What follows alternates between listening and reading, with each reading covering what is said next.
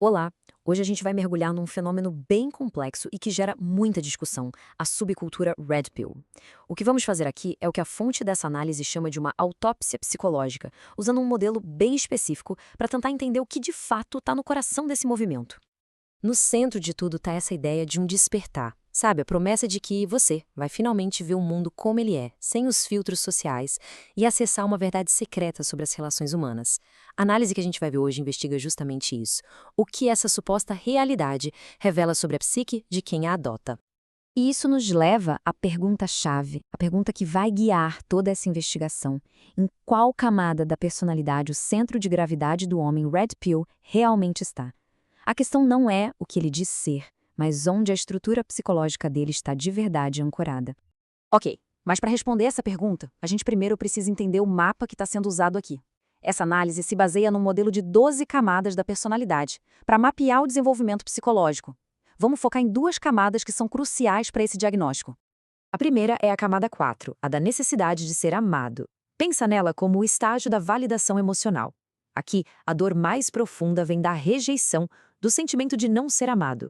A pergunta que define essa fase é, basicamente, eu sou amado? O mundo é visto como uma fonte de suprimento emocional. Logo em seguida, a gente tem a camada 5, a necessidade de poder. E aqui, olha, o foco muda da água para o vinho. Agora é sobre a afirmação do ego contra o mundo. O sofrimento principal não é mais a rejeição, e sim a impotência, o fracasso, a vergonha de ser fraco. E aqui está o pulo do gato. A pergunta central da psique muda de será que gostam de mim, que é da camada 4, para o que eu sou capaz de fazer, da camada 5. É uma transição clara da busca por validação para a busca por poder, por competência. Guardem bem essa distinção porque ela é a chave de toda a análise. Certo. Com esse mapa em mente, agora a gente pode voltar para o nosso diagnóstico. A tese central da fonte é que o fenômeno Red Pill é, na verdade, um bloqueio nesse caminho de desenvolvimento, uma fixação numa camada anterior, que é mascarada por uma simulação de uma camada mais para frente. Para a gente entender isso melhor, a análise apresenta o conceito de pseudopassagem. Sabe o que é isso? É quando uma pessoa parece estar lidando com os desafios de uma camada mais avançada, mas a sua dor mais profunda, a sua motivação real, ainda pertence a uma camada anterior. Então, qual é o veredito da análise? O indivíduo Red Pill é, na sua estrutura mais fundamental, um residente da camada 4, só que vestindo uma fantasia de camada 5. Essa é a essência do diagnóstico. Toda aquela performance de força, a busca por status, por poder, tudo isso seria, na verdade, um disfarce para proteger a ferida principal da camada 4, a necessidade de ser amado e o medo gigantesco da rejeição. E o sintoma que entregaria tudo isso? O ressentimento.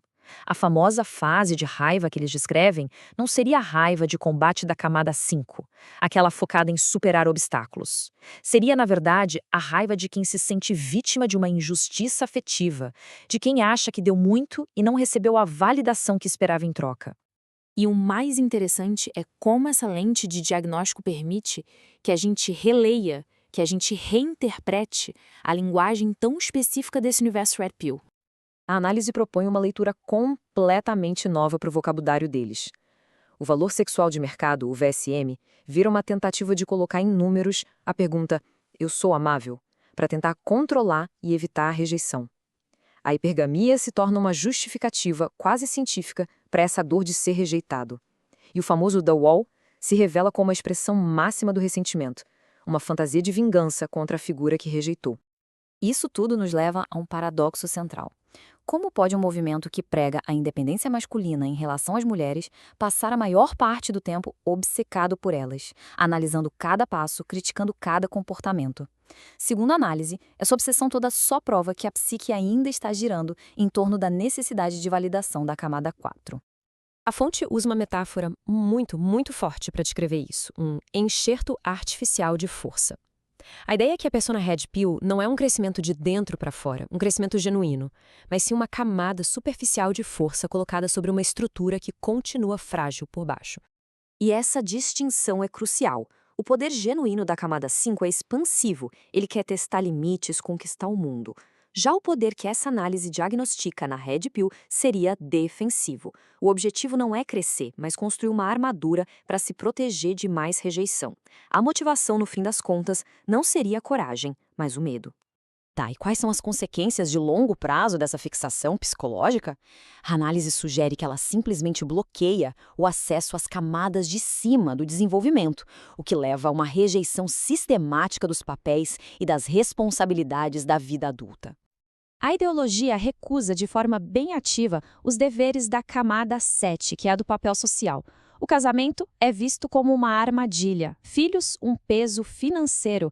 De acordo com a análise, existe um desejo pela autoridade de um patriarca, mas sem querer arcar com os sacrifícios e os riscos que vêm com essa posição. É como querer a coroa, mas sem o peso da responsabilidade. Essa visão de mundo se reflete, claro, na concepção de amor. O amor maduro, segundo esse modelo, é sobre doação, sobre fomentar a existência do outro. Já a visão Red Pill, em contraste, trata o amor como um jogo de soma zero, onde dar afeto é uma fraqueza que vai levar à sua ruína. Uma perspectiva que só faz sentido a partir de um lugar de muita escassez emocional. Então, para a gente amarrar tudo, esse diagnóstico diferencial resume o argumento de uma forma muito clara. De um lado, a camada 4, que seria o diagnóstico real, com a sua pergunta, eu sou amado? E a sua dor da rejeição. No meio, a camada 5, a persona simulada, focada em eu consigo vencer. E por fim, a camada 7, o caminho da maturidade que é ativamente rejeitado, cuja pergunta seria qual é o meu dever?